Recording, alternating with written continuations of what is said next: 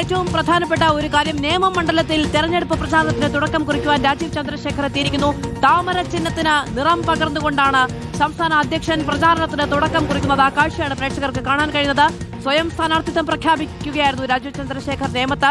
വലിയ പോരാട്ടത്തിനൊരുങ്ങുകയാണ്. ബി.ജെ.പിയുടെ മുഴുവൻ സംഘടനാ സംവിധാനവും ചെലവഴിച്ചുകൊണ്ട് തന്നെയാണ് അവിടേക്ക് വലിയ പോരാട്ടത്തിനൊരുങ്ങുന്നത്. ഒരു തവണ ബി.ജെ.പിക്ക് പ്രാതിനിധ്യം നൽകിയ മണ്ഡലമാണ് എന്നുള്ളത് കൊണ്ട് തന്നെ സംസ്ഥാനത്ത് ഏറ്റവും അധികം അവസരം സാധ്യത ബി.ജെ.പി കൽപ്പിക്കുന്ന മണ്ഡലം തന്നെയാണ് നേമം. വി ശിവൻകുട്ടിയാണ് അപ്പുറത്ത് മത്സരം എന്നുള്ള കാര്യത്തിൽ ഏറെക്കുറെ ഉറപ്പായിരിക്കുന്നു. അപ്പോൾ തീ പാറുന്ന പോരാട്ടം സ്വാഭാവികമായും നേമം മണ്ഡലം കേന്ദ്രീകരിച്ചുണ്ടാകും. അവിടെയാണ് മത്സരത്തിന് കച്ചകെട്ടി ബി.ജെ.പി സംസ്ഥാന അധ്യക്ഷൻ തന്നെ ഇറങ്ങിയിരിക്കുന്നത്. താമര ചിഹ്നത്തിന് നിറം പകർന്നുകൊണ്ട് തിരഞ്ഞെടുപ്പ് പ്രചാരണത്തിന് ഉദ്ഘാടനം നിർവഹിക്കുകയാണ് സംസ്ഥാന അധ്യക്ഷനും നേമമണ്ഡലത്തിലെ പ്രഖ്യാപിത സ്ഥാനാർത്ഥിയുമായ രാജീവ് ചന്ദ്രശേഖർ. ഹരിമോഹൻ വിവരങ്ങളുമായി നമ്മളോടൊപ്പം ചേരുകയാണ്. ഹരി, പ്രചാരണത്തിന് തുടക്കം കുറിച്ചിരിക്കുന്നു സംസ്ഥാന അധ്യക്ഷൻ.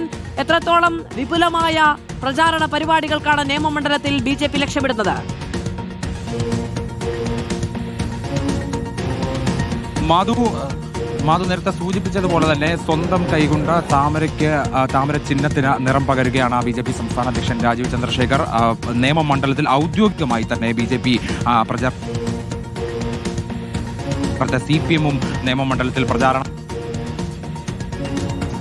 തെളിയുകയാണ് എന്നുള്ളതാണ്. നേമത്ത് UDF-ന്റെ ഔദ്യോഗിക സ്ഥാനാർത്ഥി ആര് എന്നുള്ളതിൽ മാത്രമാണ് ഇനിയിപ്പോൾ ഒരു ആശയക്കുഴപ്പമുള്ളത്. മറിച്ച് ബി.ജെ.പി സംസ്ഥാന അധ്യക്ഷൻ രാജീവ് ചന്ദ്രശേഖർ ഒരിടത്ത്, മറ്റൊരിടത്ത് മന്ത്രി വി ശിവൻകുട്ടി.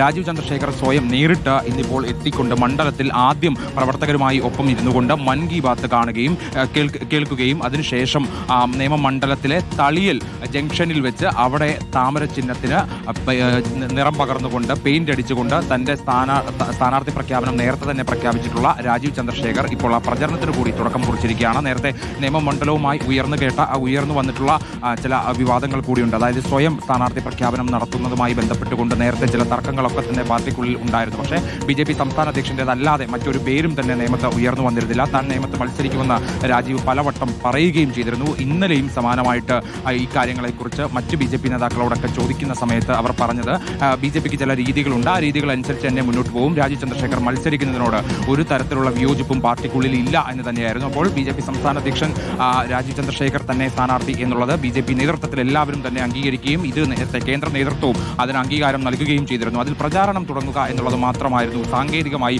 പൂർത്തിയാകാനുണ്ടായിരുന്നു. ഇപ്പോൾ അതും പൂർത്തിയായിരിക്കുന്നു. നേമത്തെ തളിയിൽ ജംഗ്ഷനിൽ വെച്ച് ഔദ്യോഗികമായി പ്രചാരണത്തിന് തുടക്കം കുറിച്ചിരിക്കുന്നു എന്നുള്ളതാണ് നമുക്ക് ദൃശ്യങ്ങളിൽ തന്നെ മനസ്സിലാക്കാൻ കഴിയുന്നത്. എന്തായാലും നേമത്ത് വലിയൊരു പോരാട്ടം തന്നെ ഉണ്ടാകും എന്നുള്ളത്. ബി.ജെ.പിയുടെ തെരഞ്ഞെടുപ്പ് പ്രചാരണത്തിന് നേമമണ്ഡലത്തിൽ തുടക്കമാവുകയാണ്. ചുവരെഴുതിയാണ് തുടക്കം. ആ ചടങ്ങിൽ സംസ്ഥാന അധ്യക്ഷൻ രാജീവ് ചന്ദ്രശേഖർ അടക്കം പങ്കെടുക്കുകയും ചെയ്യുന്നു. ചുവരിൽ താമരയ്ക്ക് നിറം പകർന്നുകൊണ്ടാണ് രാജീവ് ചന്ദ്രശേഖർ തെരഞ്ഞെടുപ്പ് പ്രചാരണത്തിന് തുടക്കമിട്ടത്.